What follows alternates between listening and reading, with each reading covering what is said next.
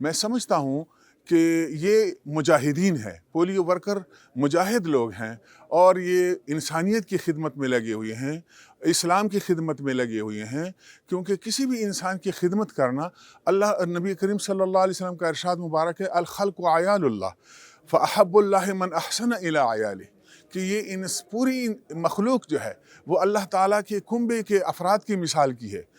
جس نے ایک فاحب اللہ، اللہ تعالیٰ کو محبوب جو ہے وہی انسان ہے، من احسن الی عیالہ، جو ان کے کنبے کے افراد سے نیکی کرتا ہے۔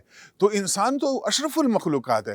اگر کتے اور بلی کی خدمت پر اللہ تعالیٰ جنت دیتے ہیں تو انسان کی خدمت پر جنت کیوں نہیں دے؟